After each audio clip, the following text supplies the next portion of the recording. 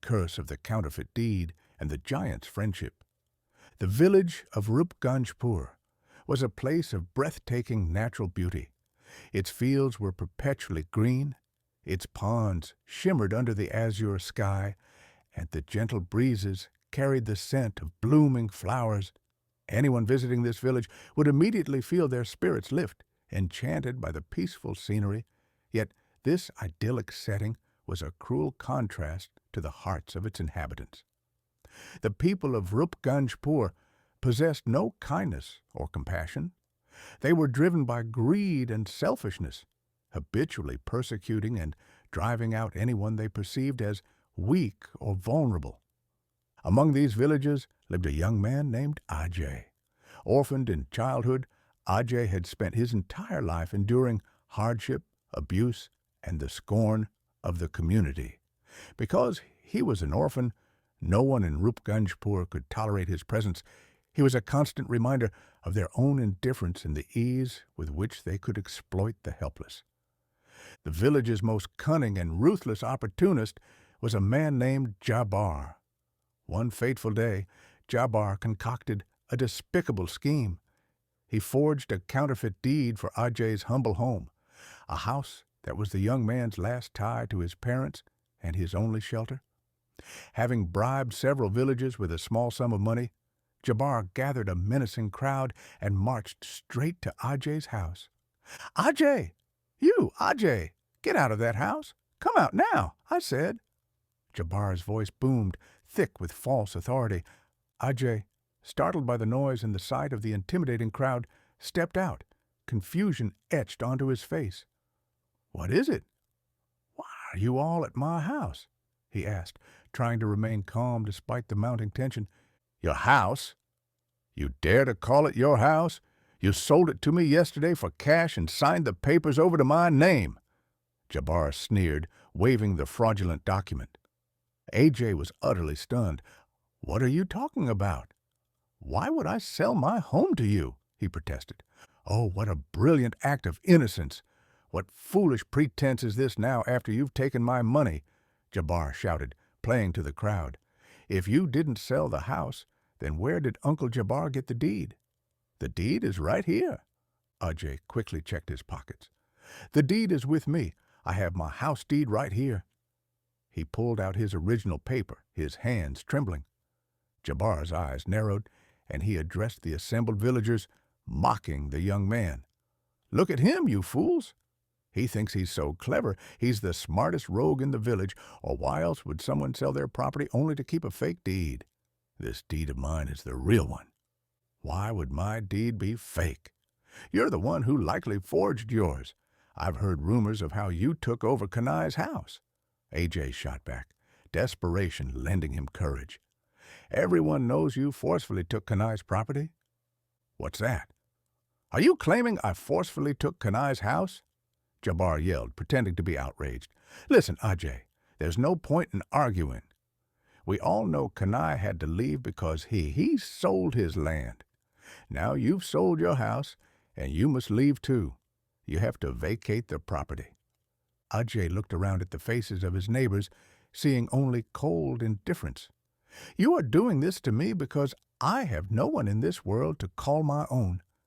I understand everything, but remember this. The punishment for this injustice will one day be upon you all." "We'll see about that later." Jabbar dismissed him with a wave of his hand. "Now, get out of the house, or we'll beat you and throw you out, just like we did to Kanai." "Yes, I'm going," Ajay said, his voice heavy with sorrow. "It is better to die than to live among such wicked people as you." And so, because Ajay had no family or friends to defend him, the villagers, having accepted Jabbar's paltry bribe, stood by as he was cast out. Ajay wandered for days, searching for sanctuary in neighboring villages, but found no welcome. Exhausted, heartbroken, and utterly defeated, he eventually decided that death was his only option. He found a lonely tree, climbed it, and began to tie a rope around a strong branch, preparing to end his life. Just as he was about to complete the knot, an elderly woman appeared, seeing his terrible intention. "My son, what are you doing?" she cried out.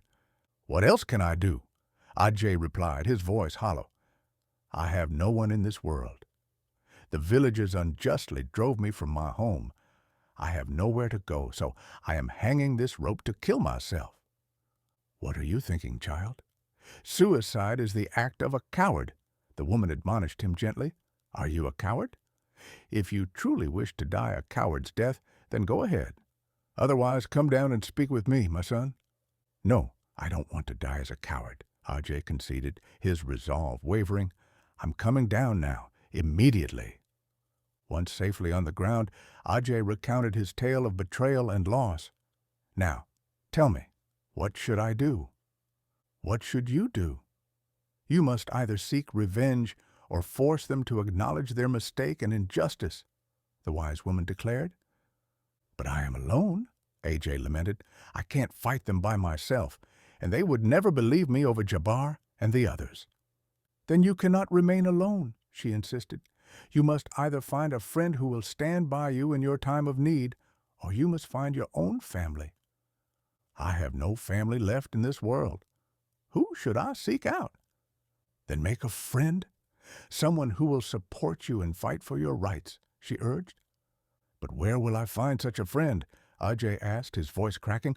"All the people in my village were selfish and deceitful." "Then leave this place and go elsewhere," the woman advised. "You will surely find someone, somewhere, who will help you."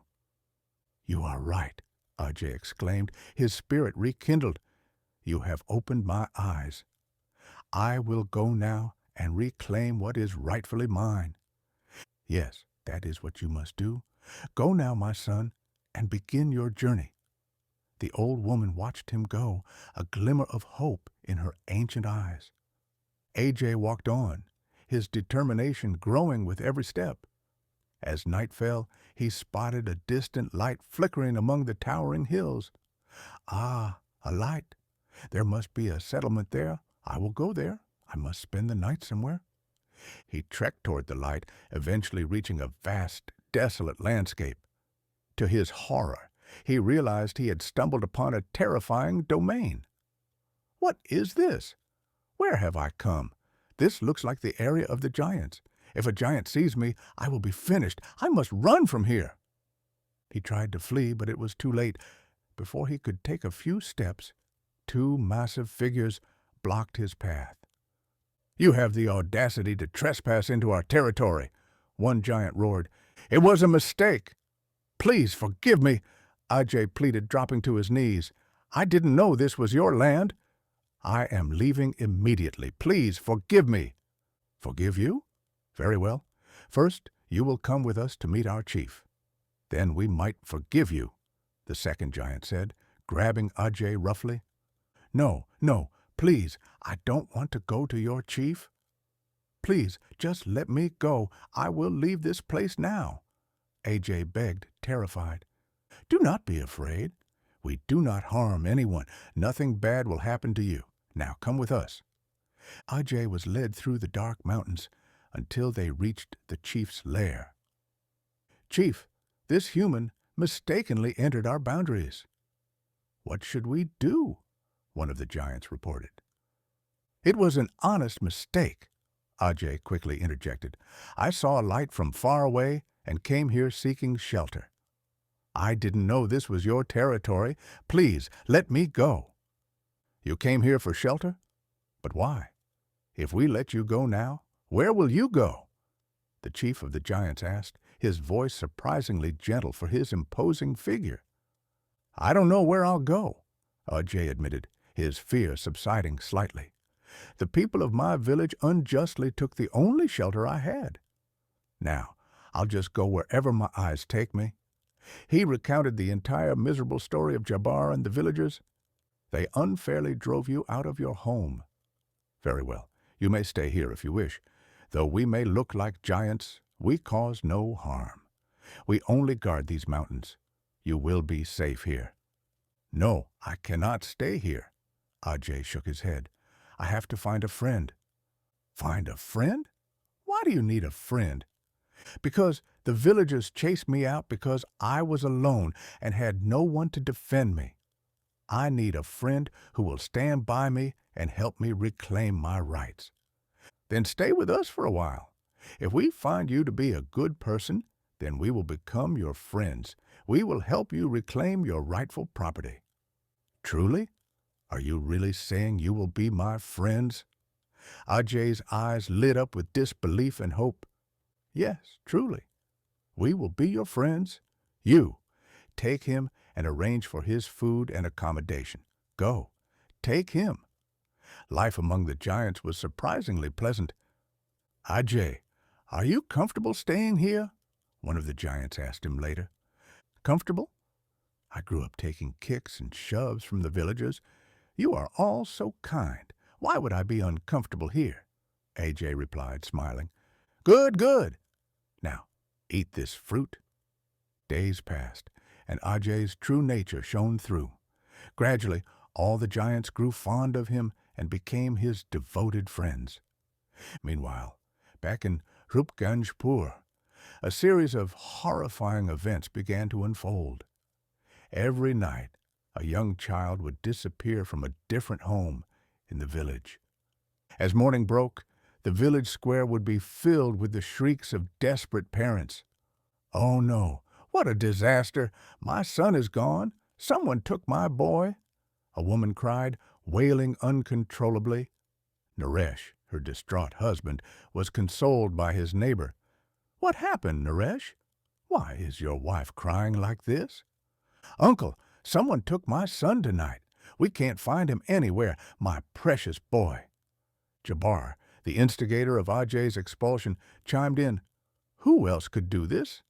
It must be Ajay. I think Ajay is behind this. But why would Ajay do this? And besides, he left the village a long time ago, another villager questioned. So what if he left? He wanted to stay in his house, but we wouldn't let him. It must be his revenge. He's doing this out of anger. Whoever it is, you must quickly find the children, Uncle Jabbar, a worried parent urged. How can I find them? We need to catch the person first, then we'll know where the children are. Listen up. From tonight onwards, everyone will patrol the village. When he comes to take another child, we will catch him and force him to reveal where the children are hidden. Agreed. From tonight, we will all patrol the village, and as soon as that Ajay shows up, we'll catch him. The villagers roared, still unjustly blaming the innocent orphan. That night, the young men of the village began their watch. As the night deepened, one young man named Jadoo spotted a mysterious sight. A strange sorcerer, a tantric magician, was sneaking out of Jabbar's house, carrying Jabbar's granddaughter. What? That's not Ajay. It looks like some kind of tantric sorcerer. I have to follow him. I must see where this sorcerer is taking the children. Jadoo followed the magician until he reached a dilapidated, abandoned royal palace on the edge of the mountains. So this tantric sorcerer is holding the children captive in this old palace. I have to see what the magician is doing with them. Just then, the sorcerer exited the palace gate and spoke to a towering, grotesque figure standing guard. Listen, O Rakshasa, demon, ogre, guard this place well. No one must enter and escape. Don't worry, master. No one who comes here will ever return. You can go inside without a care. Yes, I am going. I must gather 5 more children before the next full moon, no matter what it takes. Until then, you guard these children well. Ha! Does anyone dare to stand against me? Besides, I'm very hungry. Anyone who comes close will be eaten immediately. Oh my God! I must go back and tell the villagers this terrible news. I have to go now. Jadoo raced back to the village, breathless and frantic. Uncle Jabbar, they took your granddaughter. It's not Ajay, it's a tantric sorcerer. What are you saying, Jadoo? A sorcerer took my granddaughter? Jabbar cried, horrified. Yes, everything I'm telling you is true. A tantric sorcerer is holding all the children captive in that old feudal palace. He has stationed his pet Rakshasa as a guard. If any of us goes there, The Rakshasa will eat us all. The sorcerer plans to sacrifice all the children on the upcoming full moon to increase his power. An older, wiser villager spoke up, his face grim. This is all happening because of your sins. Do you not remember what Ajay said as he was leaving? How many innocent and helpless people like Ajay have you unjustly driven out of this village? Now, this injustice is befalling us all. Yes, you're right. This is the fruit of our sins. We drove out all the orphans and the poor just for a few coins. This is the punishment we deserve. It's all this Uncle Jabbar's fault, a woman shouted. Please, forgive me, everyone. I didn't know this would happen. That sorcerer has taken my granddaughter, too. Jabbar pleaded, finally humbled. We all participated in the injustice. Now, what should we do to save the children from the sorcerer? Asked a distraught father. What can we do? We can't possibly face that Rakshasa. Just then, a commotion erupted at the edge of the village. The villagers gasped in fear as they saw a massive figure approaching, and beside it, a familiar young man. Oh no! Another problem on top of the first. Ajay has returned, and he's brought a giant with him. How will we save ourselves now? Ah, good! All the villagers are here. Now I can punish all of you at once, Ajay declared, his voice ringing with authority. The villagers fell to their knees. Please, Ajay, don't do anything to us. We have done you a great wrong, but we realize our mistake now. Yes, Ajay, we understand our error. I will stop taking people's homes. I will search for all the people we drove out and bring them back to the village. Please, don't harm anyone in this time of distress. Jabbar begged, tears streaming down his face. Time of distress? What do you mean? Ajay demanded. Yes, a time of distress. A sorcerer has abducted our children and is holding them in the old palace with a Rakshasa guard. He plans to sacrifice them on the full moon. What? A sorcerer dares to abduct innocent children? Ajay was furious.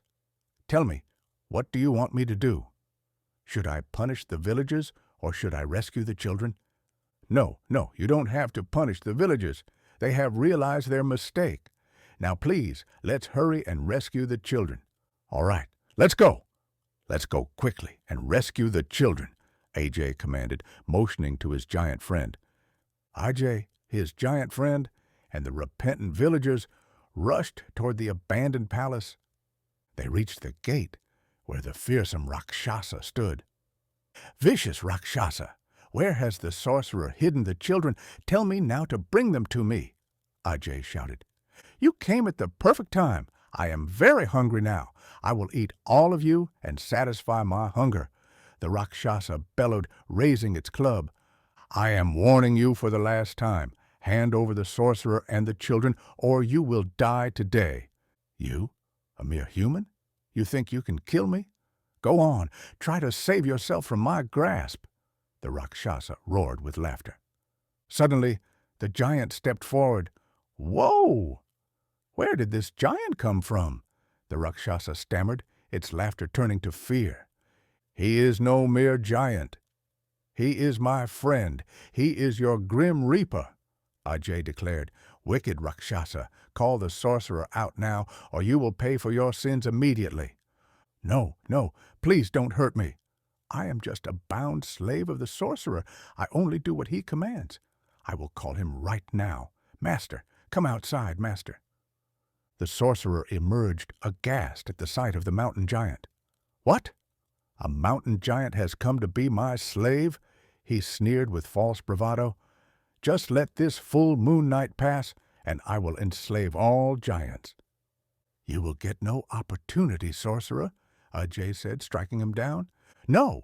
Let me go, I said, let me go, the sorcerer cried, but his power was broken. Freed from his master's enchantment, the Rakshasa fell to its knees. Please, forgive me now. I don't have to follow anyone's orders anymore. I will return to my own kingdom. Oh, Rakshasa, I forgive you. Go now. Leave immediately, Ajay said. The children were rescued safe and sound. The villagers rushed to embrace them. Thank you so much, my friend, Jabbar said, falling to Ajay's feet. We will never forget this kindness. Yes, thank you so much. We have realized our mistake.